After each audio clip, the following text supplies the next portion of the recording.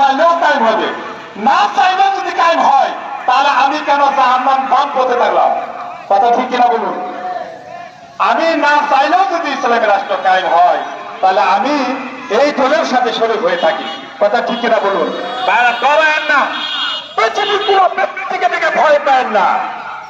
আপনি গর্ব করবেন বিএনপি না গর্ব করে আমি বিএনপি করি, আওয়ামী লীগ করে আমি আওয়ামী লীগ করি, জাতীয় পার্টি করি, আর আমি আল্লাহ দল করি, এই কথা আমি গর্ব করে বলবো। কথা ঠিক কিনা বলুন? আসুন আপনারা সবাই জামাতে ইসলামকে শক্তিশালী করার জন্য ঐক্যবদ্ধ হয়ে কাজ করি। যখনই জামাতের ডাক পড়বে তখনই আমরা সারা দিব ইনশাল্লাহ। কথা ঠিক আছে কিনা?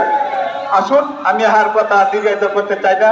আমি বেশ কয়েকদিন ধরে অসুস্থ, দোয়া করবেন আল্লাহ পাক যেন আমাকে সুস্থ রাখে, আমি যেন আপনাদের দেশ ও দেশের খেদমত করতে পারি এবং ঈমান যেন আর মজবুত হয়। এই দোয়া চেয়ে আমি বিদায় নিচ্ছি। আসসালামু আলাইকুম ওয়া রাহমাতুল্লাহি ওয়া বারাকাতুহু। ধন্যবাদ মাওলানা জয়নুল আবেদিন সাহেবকে। এ পর্যায়ে সংক্ষিপ্ত বক্তব্য রাখবেন ১ নং ওয়ার্ডের বাংলাদেশ জামাত ইসলামীর সভাপতি মাওলানা আজিজুল হক।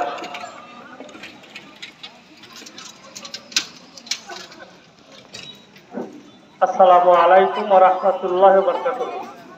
আলহামদুলিল্লাহি রাব্বিল আলামিন ওয়াল আকিবাতু লিল মুত্তাকিন ওয়া সালাতু ওয়াসসালামু আলা রাসূলিল কারীম।